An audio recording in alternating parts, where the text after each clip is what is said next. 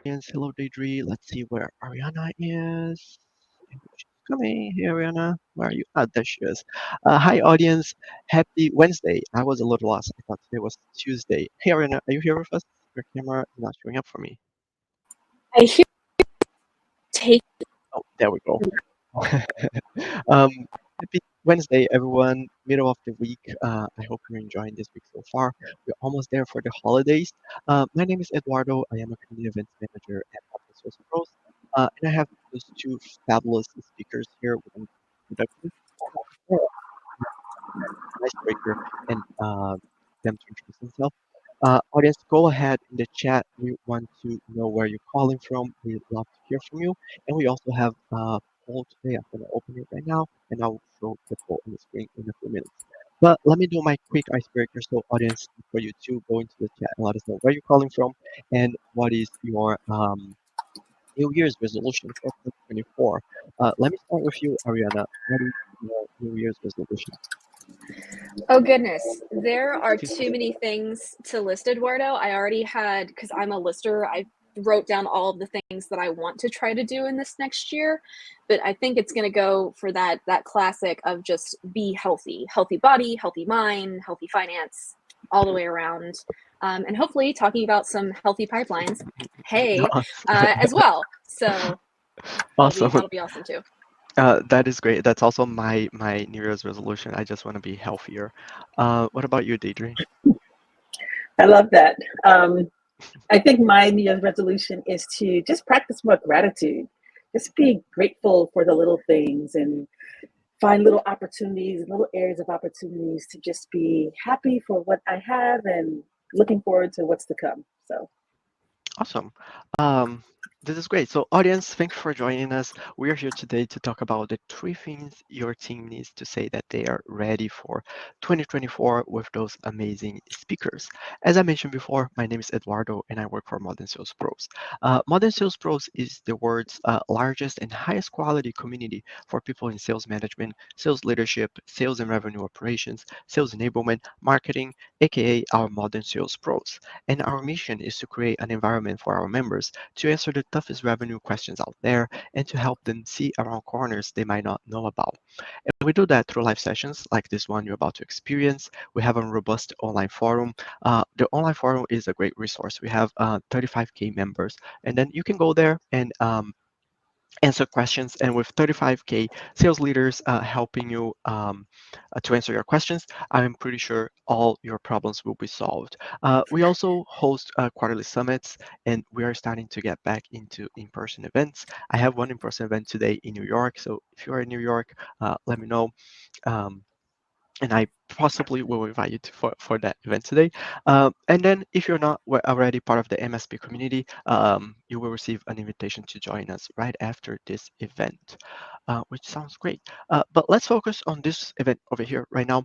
I have some housekeeping notes. First of all, we have a poll. I'm going to put the poll on the screen in a few seconds. We want to hear from you. So answer the poll, and that will let us know what is the best topic for us to focus on today.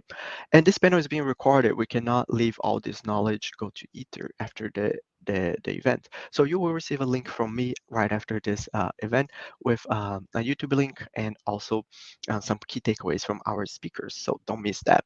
And I was talking with the speakers. We really want to answer a lot of questions today. So use the chat or the Q&A session to ask your questions, and then our speakers will make sure to answer them during the events. As I mentioned, we have a poll. It's right here. We have a few votes already, so go ahead and vote on the poll. And we want to know, how do you feel about your ICP? And then we will focus the event in that conversation today. So let me put Ariana's stack in here. We have those two amazing speakers. I'm going to pass the mic to you, Ariana, so you can introduce the topic, introduce yourself, the theme, and also introduce us to Sales Intel, our sponsor for this event. Audience, if you like what Ariana is telling us about Sales Intel, there is a request a demo with our sponsor button at the top of this page. So go ahead and click, and the Sales Intel team will get in touch with you pretty soon. All right, Ariana, your time to shine. Awesome. Well, thank you for the wonderful introduction, Eduardo. As always, it's a pleasure working with you specifically at the MSP team. And thank you all for everyone to be here. It's December. We've got a million other things we could be doing right now, but I'm glad that you all are here with Deidre and I to share the passion of, okay, but what are we going to do next year? We got to keep moving forward. We got to keep looking forward. Yes, we need to have time and dedicate and make sure that we're supporting our sales, our success teams, but we can't stay narrowed, focused on that into that pipeline. We got to start building things for the next year. So in sharing that theme, of course, myself as the marketing director here at Sales Intel, we wanted to come up with this concept of ways that you can get your team to say, I am ready. And it's not just a fun little phrase. There's actually some relevancy to the I am component that you're going to see here in a little bit. And I'm actually really excited to share that with you. But also just to give you a sense of how this relates and why I am specifically so passionate about it is because we live this philosophy here at Sales Intel, and I absolutely love it. We are all about finding your people and building your pipeline as a go-to-market intelligence solution. So in a very quick nutshell, everybody, Sales Intel allows you to find your target accounts in your ICP, making sure that you are targeting the very best that your market has to offer, that you know who's in market at those accounts, making sure you're putting all of your focus on the right efforts, then that you can find your entire buying center within those accounts, and that we make sure we go with you the extra mile to ensure that you have all of the right data that you need to succeed through our human verified quality and research on demand services. And we'll talk a little bit more about this throughout the component, because as you can probably tell, very passionate about this topic, but I'm going to give Deidre, our wonderful guest host, a chance to introduce herself and talk a little bit about her experience. Awesome. Thank you, Ariana. I'm so excited to be here. This is a topic that's near and dear to my marketing heart. So I'm really excited to have an opportunity to share some of my learnings that I've accumulated over the past 25 years in the business with the audience. So just real quick overview. I've been in a variety of industries and sectors. I've had roles as former CMO, VP, head of marketing. I've been in companies from employee sizes ranging from 10 to 10,000 with revenue from $1 million to $5 billion. As far as sectors are concerned, early in my career, I spent about 10 years in nonprofit before moving over to B2C, and then eventually landing and making a home in B2B. So I won't say that I've seen it all, but I've seen a lot. And my focus has been on demand gen, and my tendency for the past 10 years or so has been to really look across the funnel, incorporating sales and product and CS into strategies and building micro conversions into pipeline optimization and building out data strategies to drive profitable growth, not this growth at all cost nonsense. So I also like blending the art and science of marketing, because at the end of the day, we are marketing to humans, even in B2B. So, and I also don't like overly complicated, complex theories and concepts. So I try to distill what's working down into small, digestible bites. So again, really excited to be here today. Love it. And yes, preach, Deidre, to the component of making it profitable, making it profitable. Work. Not growth at all costs. If you're still in growth at all costs, like the early thousands called, they want their strategy back. Yes, I said it. We're going to keep moving on. So with that, we've had the poll open for a little bit. Please come in here and give us your answers, because we're going to close this in just a second. So Deidre, why don't you talk a little bit about this poll? Get us introduced. Yeah, so I think that this poll is important because we want to get a sense of, how do you feel about your ICP? Are you using it? Have you defined it? Is it working for you? Do you even know what it means? You know, because of the things that we're going to be talking about today, it's going to be building off of your ICP and showing you how you can make it even more, let it work even better for you. So we want to get a sense of, you know, are people using it? Do you know what it is? So let us know. Share with us. Yeah, and it looks like we did get a few results in here. So I love this. Kind of an even split between I'm confident in my definition, love you, excited to hear from you people later in the presentation. And then I'm concerned about a few aspects. Yes, as a lot of us are going into the new year. And then I think we had a few at the very bottom of, I'm not sure what ICP means. Well, we will tell you all about it. Here, let's go ahead and just get things kicked off. We've got a lot of different concepts to go through today because, again, it all comes through strategically, and that's what we're here to talk through. So, Deidre, let's talk a little bit about this TAM, SAM, SOM, and how this relates into a person's ICP and to ultimately get to that I am ready component that we've been teasing. Absolutely. So I'm going to start this off and I'm just going to say it. TAMs are bullshit. Okay. I will give you just a quick anecdote. I was chastised once by a paid media vendor that I was hiring because I didn't know our TAM. He asked me what was our TAM and I didn't know what it was. So I was chastised by this person. And what I realized is that the reason I didn't know the TAM was because it doesn't matter. TAMs are just unrealistic and they don't belong in the everyday conversations about growth and customer acquisition. And why is that? Number one is because they're based on 100% market capture. And how many times does that happen?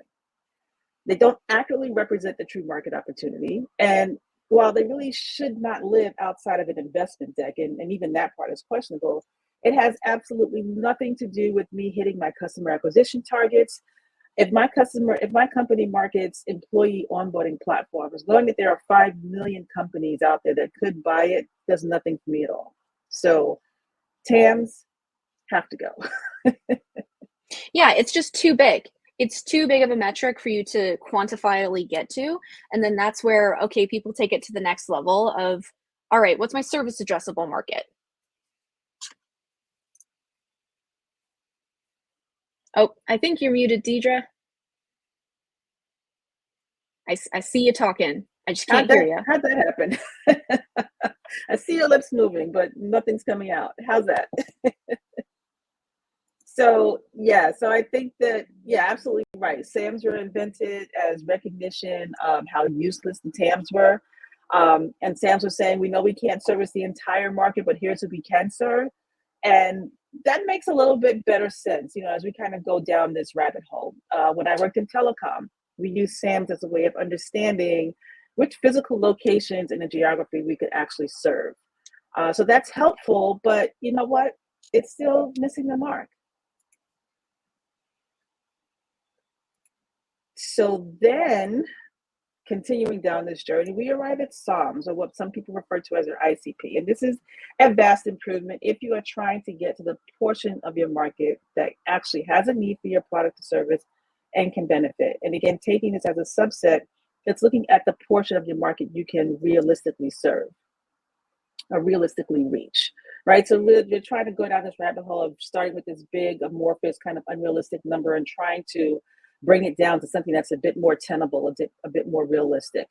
Ariana, you want to talk a bit more about ICPs? Oh, absolutely. Because this is where I live and breathe as not only a marketer, but especially a marketer at Sales Intel, because we're really in the business of helping you identify your ICP. And what that stands for, everyone, is ideal customer profile. You might have also heard it as ideal client profile. It's basically just saying, these are the accounts and the makeup that I know that I can service and win consistently, and that is good for my business. So that they've got the high ACVs, you've got those high deal amounts that you're wanting. You know that they're going to have a long lifetime with you. It's not just going to be a logo that churns in and out of here. You're targeting the accounts that are the best fit for you today and that will stay with you in the future. In continuing that growth is why it's extremely, extremely important. And again, why go through all of these concepts? It kind of feels like we're back in marketing class a little bit. Well, because as we even saw here, and 83% people view their ICP definitions as fuzzy at best, or they have no clue at all. That's a lot to take in, because your ICP should be informing you who you're targeting. It's literally the recipe of when you're building that email marketing list, when you're building that paid campaign, when you're telling your salespeople, go call these people. It should all come back to your ICP, because it works as a unifying component of, we know that this is the audience that we went against consistently, and this is who we need to be targeting. on a regular basis. So, and then there's other stats we have in here of 91% of leaders debate about the quality of what's going on. You got 87% of people that are sometimes are not at all aligned. All of this kind of fits together with having an ICP definition that you agree upon. And that's where we're coming into the components of saying, I am ready. I am ready for 2024. I and my team are ready to go here. So that's where Deidre and I are going to spend the rest of this conversation. Feel free to take notes. Feel free to take screenshots. As Eduardo said, you'll get access to the recording later, but would love to ask questions, would love to hear what you guys are thinking as we go through this. So from step 1 to step 5 of, again, gathering your data to identify what your ICP should be, making sure that that's measured against your customers presently, leveraging intent data to source your your immediate addressable market, which Deidre will talk about in a little bit, making sure that you're taking that to go to market and that you're just winning across the board. So from strategy to some tactical components, let's dive in. We got a lot to go through here. So on that front, Deidre, I'm going to just kick us off because this is definitely one of my strengths on our side of step 1. We're talking about gathering that intelligence for your ICP. Well, your ideal customer profile is really comprised of these components. Now, some of you that said you're concerned in some areas, or some said that, hey, I don't really know what this means at all. This is where it comes down to. The accounts that you are closing on a regular basis. What does their revenue look like? What's their employee count? What industries are you able to service? What's their technographic stack look like? Do you have complementary services? What's their level of sophistication with automation? For example, with Sales Intel, if you've got a CRM, a marketing automation platform, and a sales automation platform, you are consuming data at an alarming rate, and you have to continue to keep that one up to date, and you have to use it in all of your go-to-market components, and you've got to keep all those fresh and ready to go. So if you have all those, we know that you're a solution that could probably fit for us, but that's not the entire picture.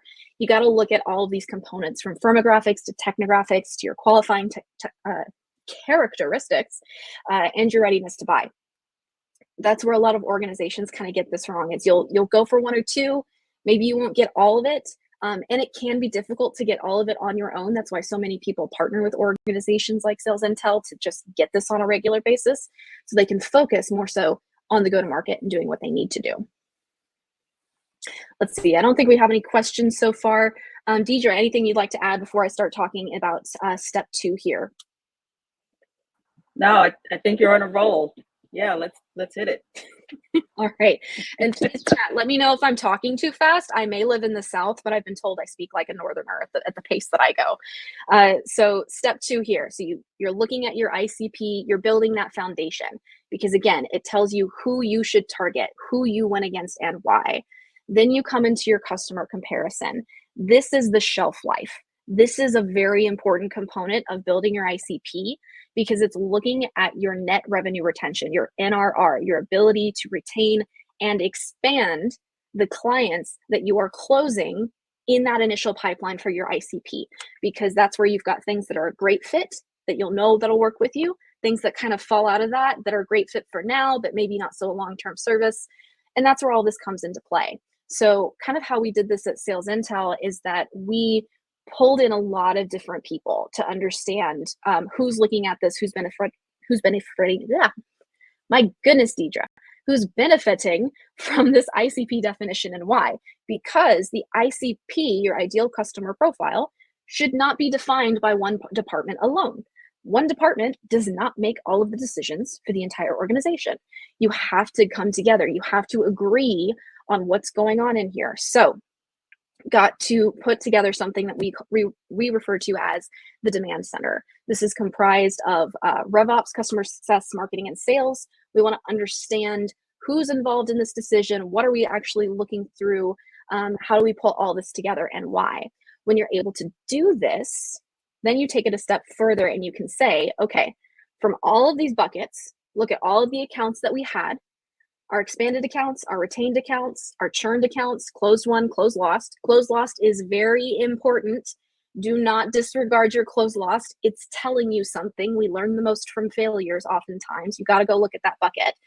Then you're able to determine via your internal CRM data what your net promoter scores are. How happy are those customers? Your ACVs, how much revenue are they bringing in at their initial booking? Your lifetime value, how long are they staying with you? Then you're able to mix all of that goodness of information that you have that uniquely represents your organization and pull that in with what we use, like I said, ourselves here, our sales intel champagne. We definitely drink our own champagne over here. We took all of this and we looked at our own technographics, firmographics, intent data, contacts, and making sure that we have everything together. So I know I've talked a lot. And Ariana, I'm ahead. sorry. Yeah, I'll just jump in for that because I really love that. I really love this idea of bringing other people, bringing all parts of the organization together to define what the ICP is, bringing in data from different parts of the organization and looking at your unit economics as well as one of those key data points. So I really love that idea of bringing all this data together and really using that to get the best results possible. I love that. Yeah, absolutely. Because that solves the immediate friction point that exists. It's the classic one between marketing and sales since the beginning of time. Marketing says, my leads are great. What are you talking about? Sales says, your leads are crap. What are you talking about? You have to align and agree on what's coming together. And unless you can agree on that baseline, it alleviates a lot of that because then you're always looking back of, okay, we agree that this is good. Do we agree that this is still good? What changes do we need to make here? And when you're able to come together with that, then you're able to identify your total ICP and what you can do. When we ran this analysis at Sales Intel, we determined that there's a little over 26,000 companies that we can immediately service and win against because we know that we're going to get a 44% higher win rate with these organizations. Y'all, that is huge when you're targeting people and you're just doing all of your outreach. You want to make sure you're getting a good at that. We also know that we're going to have a 53% higher ACV. We're going to get more bookings from this particular audience that we're going after. And we also know that we're going to get them, retain them, and be able to keep them happy for a long period of time.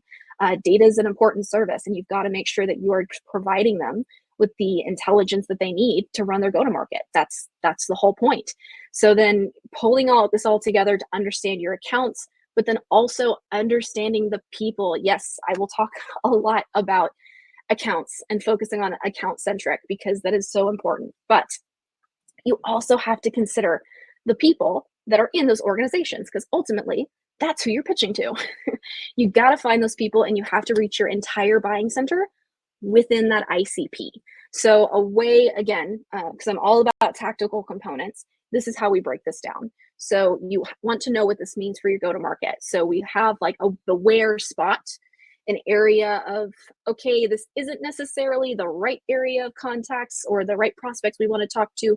We'll be nice, but we'll kindly show them out of our funnel and give them some nurture and other things. We have the sweet spot that we definitely want to target right away, but then we also have the opportunistic areas that we can grow.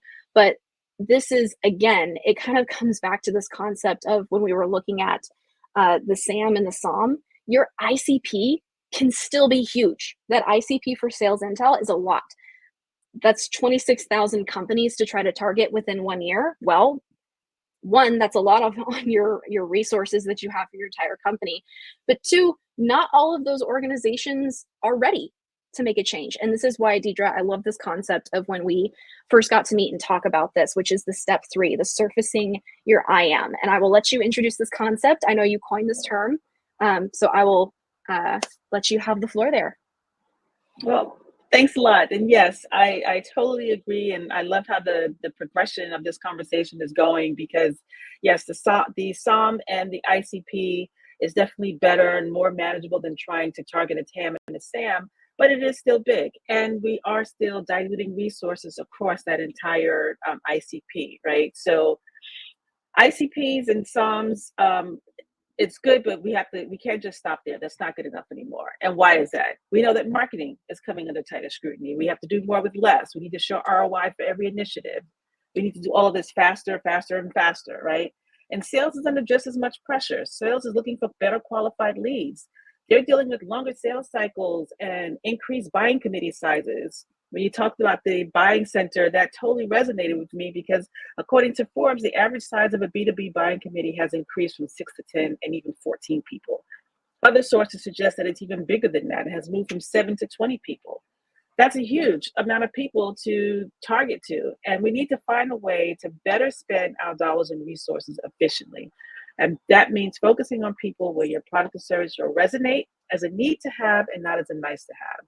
Remember, we talked a little bit earlier about, not having this growth at all costs as a strategy, right? 1990 called this, I think you said, and wants its strategy back. I love that, right? So how do we do that? How do we address this need in a much more efficient way? Absolutely. And that's why this is so important, because there's also the component of the self-guided buyer. We're hearing more and more about that. By the time someone reaches your form, they are already have been looking at a couple of different solutions, doing their own research just based on the amount of content that's out there, that you got to be getting to people sooner. You have to hit them before they hit your form. You got to be doing that brand and that nurture to make sure that you're hitting this part of your market, your immediate addressable market.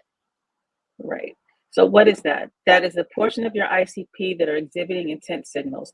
And it's not necessarily about targeting people that are in the buying cycle, because you know what? Your competitors are already doing that.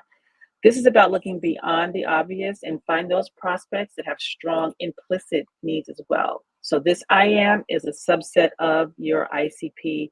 These are people that you want to be going after because they have a high likelihood of having a need for your product. Yes, this is the I am part of the I am ready statement. Yes. So now to do this, you have to be creative. And again, because your competitors are already using the obvious signals. So you should be making sure that you're using multiple data sources, and we'll talk about some specific examples. You should be combining the obvious signals with less obvious ones, and really thinking about that buyer's journey and trying to envision and understand what other clues could these prospects be giving you that they have a need for your product. So if you're starting with some of the tools that's out there, that's great. Let the platform do the work for you, and there's nothing wrong with that. But again, by solely relying on that, you could be missing out on some other signals. And again, your competitors are using the same signals. So you have to use what's there, but then go that extra mile to find new sources and be creative. Absolutely. So let's talk about some options. Yeah, go ahead, Ariana. I was also going to say there's some that aren't even listed on there, like review sites, everyone. G2, Trust Radius, Capterra.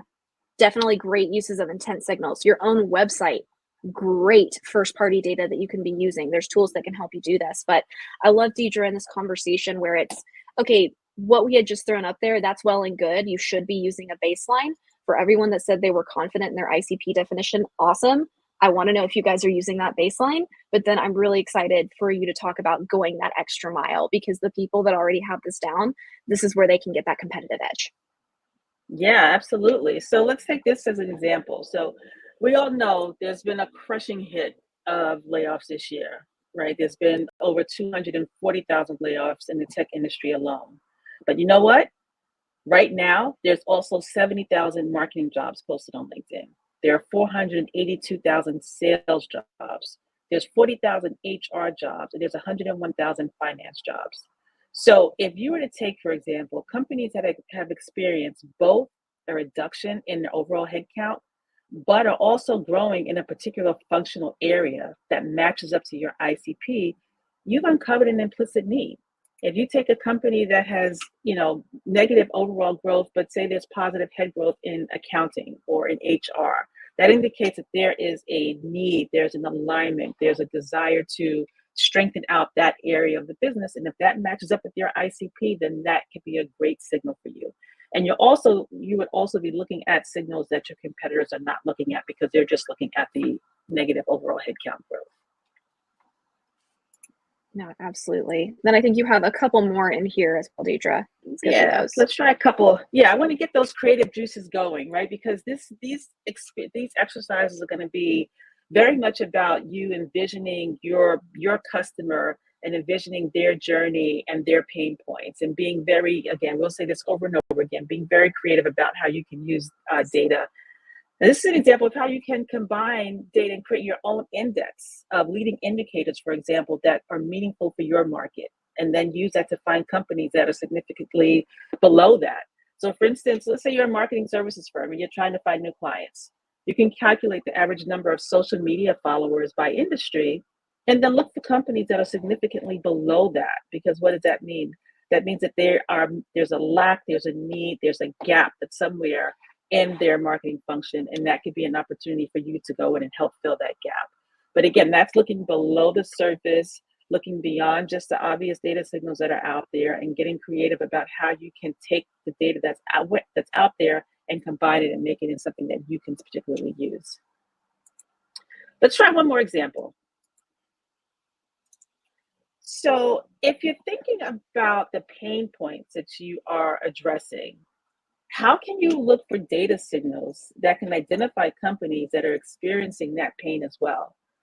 So for example, if you sell employee onboarding software and you have your ICP of companies with a certain employee count and a certain revenue size, also look for companies who have high turnover rates. Look for companies that are on Glassdoor and they're being rated poorly for onboarding. Back years ago when I was in data governance, and this was before data governance was a thing, I did say I've been in multiple industries, right? So I'll throw out several examples as we go along. But this is another example.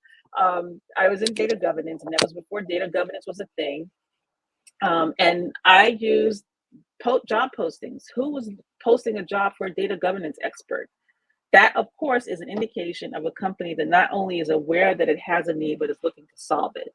Now, that may be a more obvious signal today, and you would need to, again, combine that with multiple external signals or multiple other signals that you can find. But that is an example of being able to utilize something that's very contextual at the time, and being able to translate that into an indicator. So these are a couple of ideas to get you started thinking about that. The key is to envision your ICP from all angles, or to first develop your ICP for those of you that haven't done that yet, and find areas where there may be lacking and figure out the data signals you can use to identify. So Ariane, I'd love to hear from the audience if we get some questions in about some ideas that this may be stimulating for folks on the call about, some data signals that they could use. So we could take a look at that as well if you want.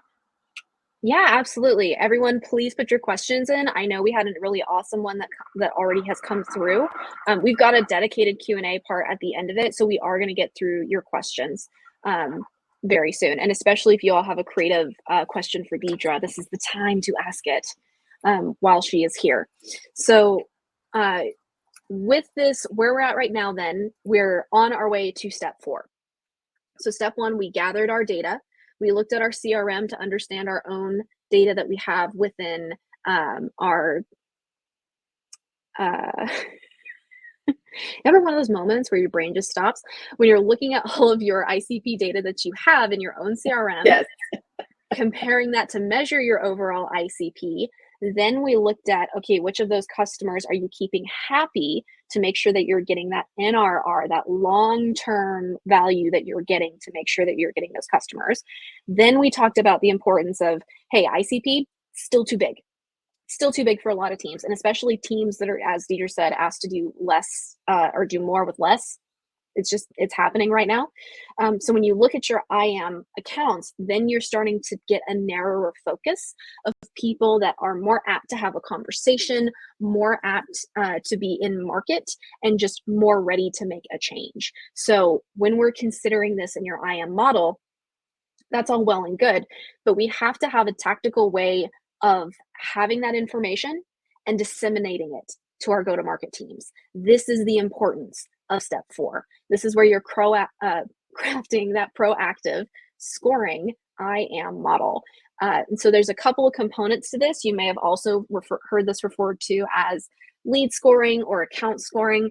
It's similar, but it takes it just a step further, given all the data that we now have available to us in the market.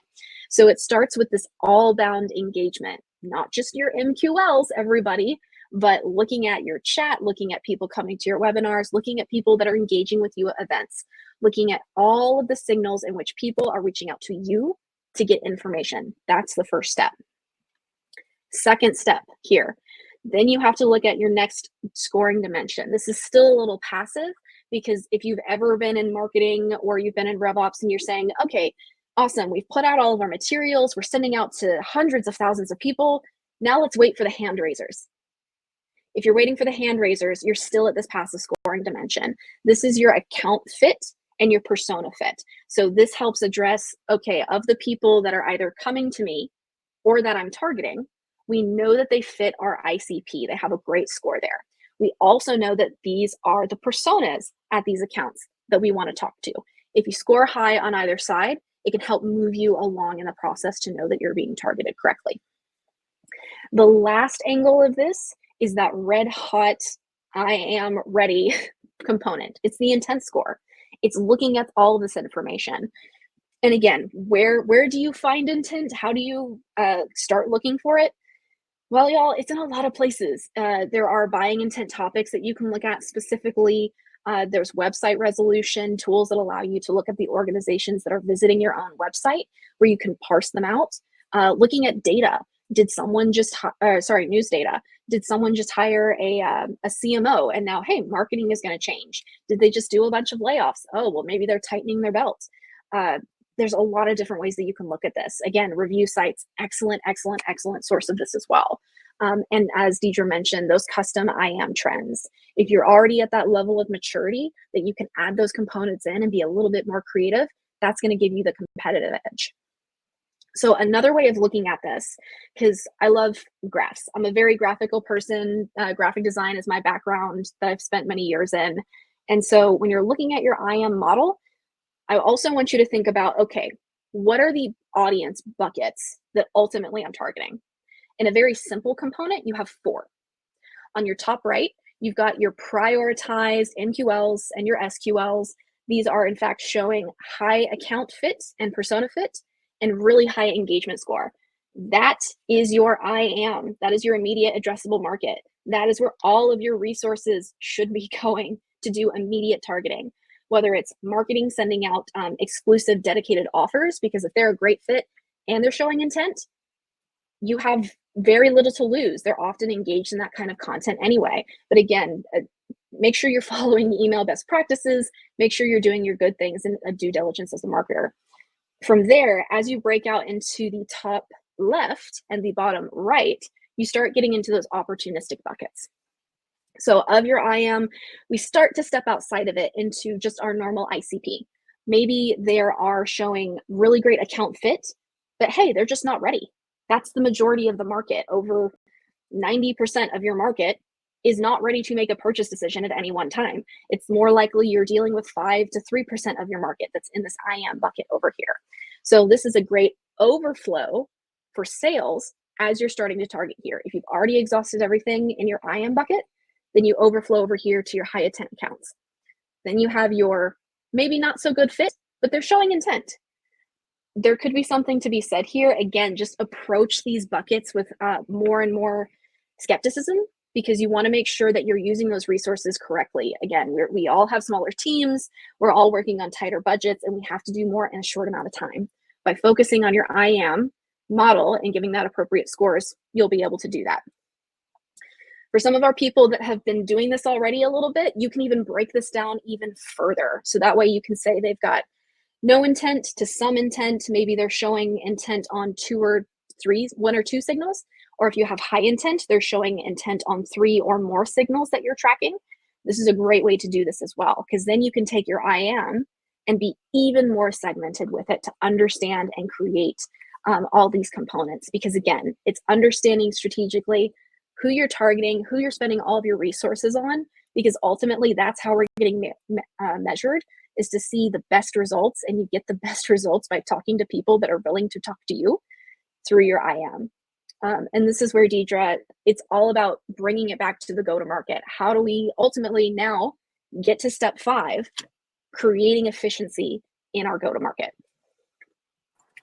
Absolutely. I'm going to take a question real quick, if you don't mind, just to kind of help us bridge the gap from before to now. So Raman asked, would you say that the IAM is the low-hanging fruit? And how would you equate it with the 80-20 rule? So I would say that yes, the IAM is the low-hanging fruit, because it is a result of you looking at the client, the potential targets that you could serve profitably and efficiently, but it also allows you to direct your resources, your immediate resources, towards people who are expressing a need for your product or service, right? Because you're not nurturing to convince people to buy it. This is really about, these are people who are indicating that they have a need for something for your product or service now. And I think that definitely would qualify as low-hanging fruit, because you want to be able to reach those people and focus your efforts on them. And that could equate with the 80-20 rule, where, you would get, and we'll talk about penetration in a few minutes, but it could equate with the 80-20 rule, where you could get 80% of your results from 20%, because you're going to have a smaller size when you look at your IAM, but it's going to be much more relevant and much more targeted. Okay, I hope that answers the question. And yeah, so let's go into creating the efficient go-to-market. We're going to go through about 5 steps. The first is going to be to compile your definitions, because you can have different definition sets. You can have different, a compilation of different criteria that you've put together. And you really want to get all that together and be able to select your sources, because as we also talked about, you're going to be using multiple sources, some sources that you are creating on your own if you're doing kind of an index of leading indicators. You're going to be using sources, creatively, that you may have not used before. LinkedIn is a great source, but also LinkedIn Recruiter can be a great source for you getting a bit more detailed information. You're going to be using things like, job reports and Glassdoor and any other data sources you can find. It really, the list is really endless. It really is just limited by your imagination. The next thing that we want to look at, that we want to do in this process, is we want to make sure that we add these to the CRM and score them. So Ariana, if we could do that next slide. So you want to add these accounts into your CRM and score them. And you want to include a field that indicates what IAM set of filters that you've utilized. So if you have, say you've come up with 3 buckets or 3 combinations of different filters for your IAM, you want to make sure that you indicate which one that company falls under. And also, you want to give a higher score as you're scoring these companies. You want to give a higher score for companies that may have shown up in more than one filter. So if you were to create, say, an IAM filter of a company that has done layoffs, but they have a net positive growth in your functional area and headcount, and you're also combining that with, an index that you've created, and one company shows higher on both, you want your scoring to indicate that, because they're scoring on a couple different metrics, which would be good. The third thing that we want to do is we want to calculate a penetration. And this is important because this is going to be an indicator of whether or not you are engaging with the portion of your market that's expressing that need. So instead of doing a penetration of a TAM, which again is useless, do a penetration of your IAM, right? So if you have 5,000 companies, for instance, that showed up as part of your IAM filters, and 2,000 of them are already in your CRM, use that as a penetration indication of how well you are performing with reaching those potential customers. Yeah, and then, absolutely. Sorry, I'm going to jump in, Deidre. Yeah, you want to add to that? Yeah, absolutely. Yes, because it's not only do you have them in your CRM, but where are they in your funnel? That's really the big pending question. Where are they in your funnel, and who is targeting them? Again, going back to alignment, the ICP gives you a baseline of alignment. The IAM gives you a alignment of who should we talk to right now. This component of an efficient go-to-market is making sure that you understand where the handoffs are, that you have a working relationship with sales, that you have a working relationship with marketing and RevOps to understand who is talking to the prospect at the stages of the funnel. And so to get those people into your next components, which I cut you off at, Deidre, sorry, 4 of that integrated campaigns that you should be running. Yes, and no, cut away. It just means that we are all excited about this topic, which I'm happy about. So now when we're looking at this 4th part of the stage, this 4th part of the process, which is integrated, doing those integrated campaigns and using that persona-based messaging. And this allows you to reach those targets that's within your IAM, but then you're also going to develop persona-based messaging for those different personas that's within your buying committee. And as we talked about before, and I'm sure you're all aware of, it can be as much as like 20 people in that committee, and those are going to be different personas. One of the ways that you can get to really targeted persona-based messaging to test is using the 5 whys. And if anyone's not familiar with the 5 whys method, it's really about you take an element of your value prop, and then you ask, why would they care? 5 times, with each question building off the previous response. And once you've done that, you can get to a really strong core messaging strategy that you can test amongst your personas. So at this point, you've got a very targeted market in your IM. You've got potentially very targeting persona-based messaging to test out. So those combinations is really going to drive you and help direct you to where you should be spending your resources. And the final step is to make sure that you refresh that regularly, because these intent signals are going to have a shelf life, right? Because people are changing, contexts are changing, things are changing, and you want to make sure that you are refreshing this on a regular basis. It's not going to be a static data point. And as Ariana mentioned earlier, this is about bringing everybody across the GTM into this. So your sales is going to have insights into, new signals that may be coming out based upon conversations they're having. Your CS is going to have insights based upon how they're dealing with customers and different issues that may be coming up with customers. Your product team may have some insights as well based upon how they are looking at and developing up the product roadmap. So this should not be a set it and forget it exercise, and it should not be an exercise that lives within one functional group. So refresh that on a regular basis. Absolutely. And I know we'll probably get a question about refresh.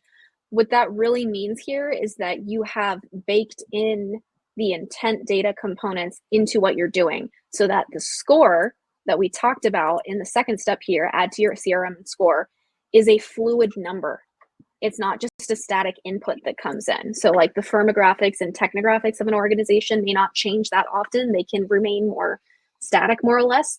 Intent and who's talking to you is a bit more fluid. So you need to make sure that you have some give and take there as you get information in from the intent sources that you've chosen in step 1, which was of part 1 of step 5, which was size your IM to get to there. Because when you do this and you're able to do this successfully, there's great impact here. When Sales Intel started drinking their own champagne with this, really in the previous year, we saw an increase of inbound leads by 58%, and our CPL went down 62%. Our cost per lead went down 62% by focusing on the immediate addressable market, focusing on those inbound market accounts. You're focusing on where the money is, exactly. And this is not to say you don't do the other broader stuff too, but the focus should be on where the money is. Exactly. Love that. Sorry for jumping in. I'm just getting very excited. No, because it's true. And then you see the jump of the inbound pipeline contribution. It went from 25 to 55%. It's just, it's a massive component. So then when you get to the component of, are we hitting the ICP and what does that look like? It's such an improvement. Also on the outbound side, it's not specifically listed here, but we saw a 33% improvement in outbound efficiency because they're talking to people that want to talk to them, or we're making the assumption that they want to talk to them. They're showing some level of interest within the brand itself, one of our competitors, or a very similar topic that we know nets an interest to what we're doing. So again, it does show it for you when you're in the data and you're really making this work. It does benefit you, and it's really great because then you get that boost in morale. And that's where in the coming year, as we're really focusing on being more efficient than ever, trying to get closer to the buyer, trying to get to the buyer earlier than when they come up on the radar for your salesperson to call them, or when they're filling out the form. Leveraging these sources and being creative with your intent is how you're going to get that competitive edge. And that's what's going to make you ready for 2024. So thank you all for hanging in there. We went through a lot of content. I think we've got a couple of questions that are already coming through. We're going to jump right into those. So Deidre, we've got a really good one here. I want you to kick us off with. They say, anonymous question. I have some of the tools you're talking about, but what could I do to use more creative sources that Deidre talked about? Yeah, that's a great question. And not to sound flip, but it really is about being creative. It really is about envisioning who your target market is and what does your pain point look like? What does your day look like? What does your journey look like? I can give you another example. When I was in fintech and we were targeting Amazon and kind of Shopify sellers, right? So one of the signals that we started to look at was LLC formations, because LLC formations was an indicator of, and we kind of married that with other data, but using that to say, okay, these are people who are forming LLCs to start being really serious about selling on Amazon. It wasn't kind of just, a person kind of doing it on the side. It was someone who's really serious about that. So it's looking at that entire buyer's journey and just understanding and trying to picture and envision what are they doing and how does what they're doing indicate that they could have a need for what you are offering, and then figuring out where you can get that data from. Now, some of that data is going to be readily available. In terms of lists you can buy, there's a lot of brokers out there that sell lists you can cut by different slices and views of the data. And some of it is really, you may have to do some manual work to put something together, but it will be worth it. Awesome. It looks like we had another question come through here as well. How do I work with ops to get the data and then build the scoring model? This is a really good component as well, because we want to make sure that we the marketer, we ourselves shouldn't be going into the technology and trying to build it. Sometimes we have to be like marketing ops light or sales ops light. If you assuming that you do have a rev ops person that you're working with, it's really about just understanding and communicating what you want to see at the end of the day. Oftentimes the RevOps people will understand how to technically make that happen through like the digital plumbing that is operations from CRM to marketing to sales automation platforms. It'll all come together, but you as the marketing leader have to work that strategy with them and really work with them as the technical person that understands how to get you what you want. And so it's really starting there and having an honest conversation of, this is what I want to see happen. This is why I'm wanting to see it this way. How can we make this in our system? Is there anything we're missing in our system? How can we work together to get this resolved? Because oftentimes it's not a simple solution. No, I don't think, Deidre, I've ever had a conversation with RevOps. Maybe like it was a report that I wanted and they're like, okay, that might take 3 days. For a scoring model, it might take a little bit longer because they want to build it once and they want to do it right. Absolutely. There was a comment, Michael, about not about messaging, it's about value exchange today.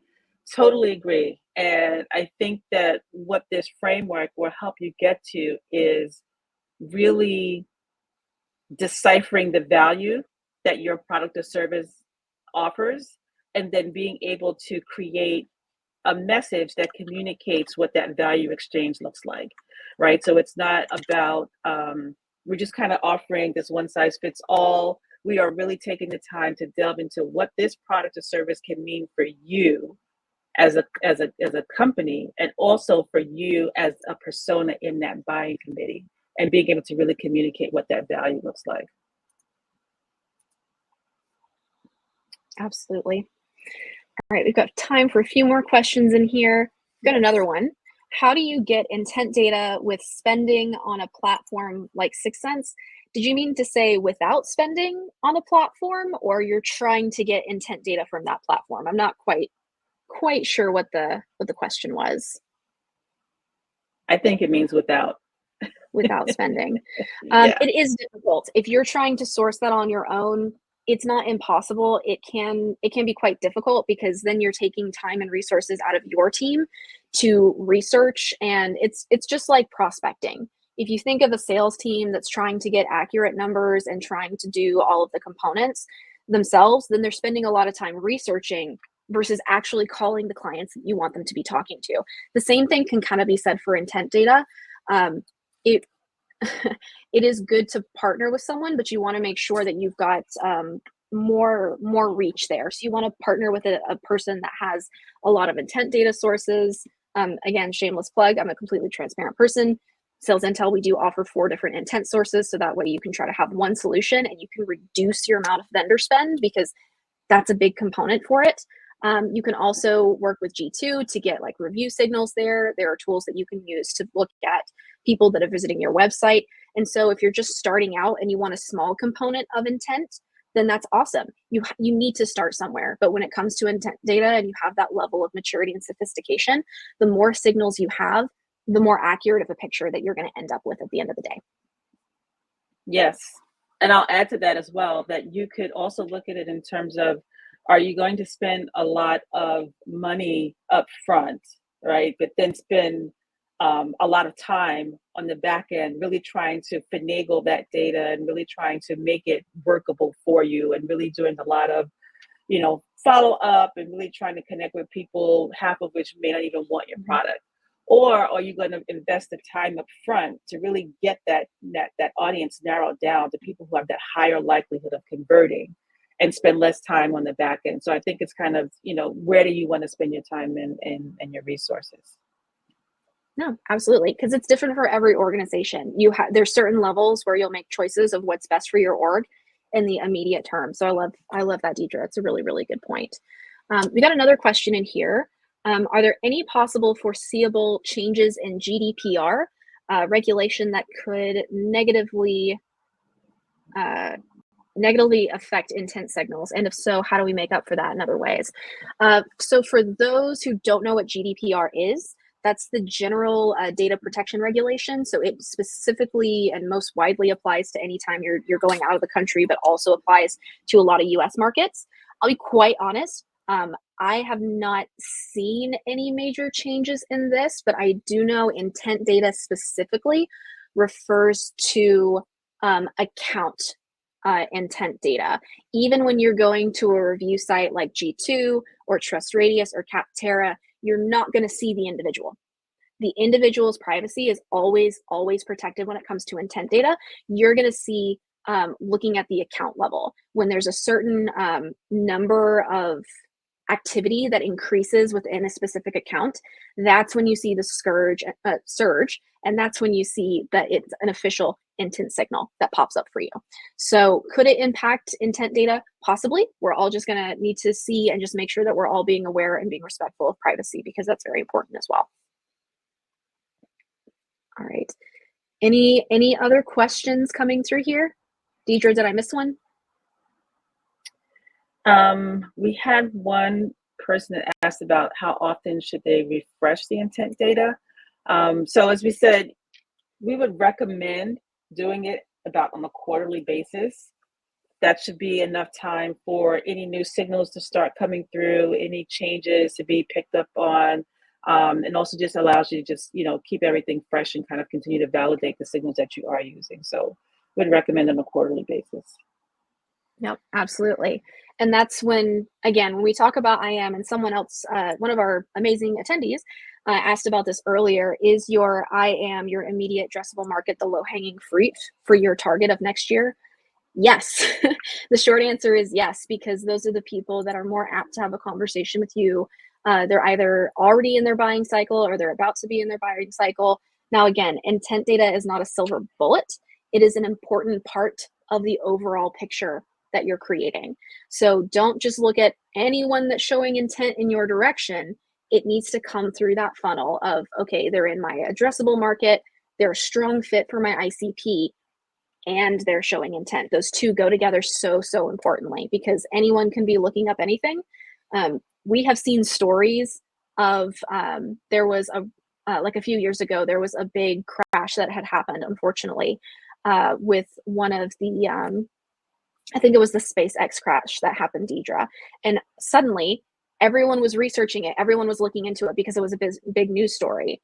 And that's when like the Green Bay Packers showed up on like an oil and refineries intent signals. They're like, who the heck is this?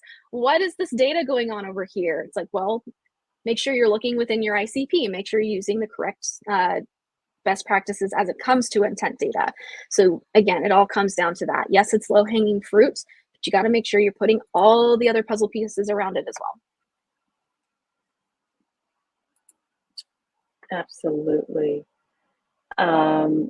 just a comment. I know we're at time.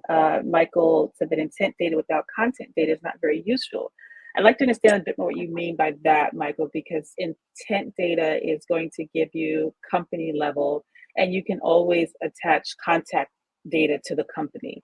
So I'm not quite sure what you mean by that, but Ariana, maybe you have a different take on how I interpreted that. Yeah, no, and it's a great point, because then when you're getting just the account at a high level, it's like, okay, it's the account, but who at the account? Well, and that's a good question. And to be quite honest, there's not an intent provider out there that is going to be able to tell you that specifically, but that doesn't mean that there's not value. Again, it shows you that signal of, hey, this account is showing change.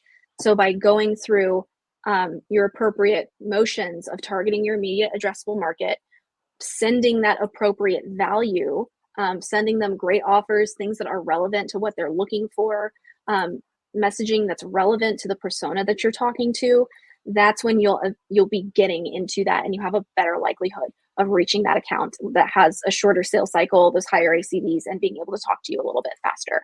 So that's where it does go hand in hand. You need that account signal to understand which accounts are in market, and then through your own ICP analysis that you've done, you know the personas you need to talk to.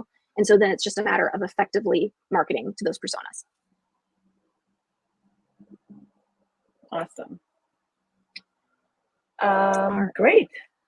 That was an awesome session. No, absolutely. Thank you, Eduardo, for coming back in. I'm also going to put this up on there for people that want to understand more about intent data and you want a chance of really being IAM ready for 2024. Sales Intel does have unlimited credits that's available to you. So it's not like a charge by credit for every time you get to see things. There's no credit limit there. Come to the data. You can pull what you need to understand everything from your ICP to your IAM and to the buyers that you ultimately want to target. So if you're ready, let us talk. And if not, that's fine. We'll reach out to you another time when you're ready. What a holiday treat that Sales Intel is providing the audience. So audience, if you want to learn a little bit more about Sales Intel, make sure you click the button request a demo of our sponsor, and someone will get in touch with you soon.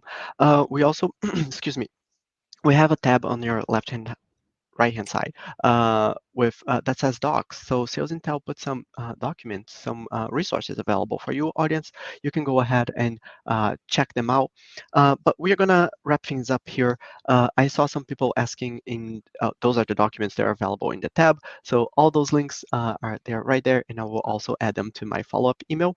I saw some people asking. The recording will be available later today, and I will also share the slide deck that Ariana and Adri worked so hard on.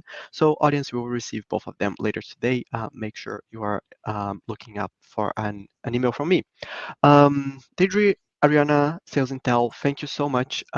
This was a fantastic session. I see some people in the chat saying that was very informative. They really learned a lot today. I learned a lot today. I'll have to cut down my key takeaways a lot because I was taking a lot of notes. You're both very knowledgeable. Audience, thank you so much for joining us today. Happy holidays. This is our last MSP event of the year. So happy holidays. I'll see you next year. And while the speakers and I hang out backstage, the MSP team will prepare the follow-up email. So you will get the recording, the resources, and the slide deck later today so you can enjoy on your time off between Christmas and New Year's. Deidre, Ariana, thank you so much. We can go hang out backstage. Thank you. Awesome. Thanks, everyone. Bye-bye, audience.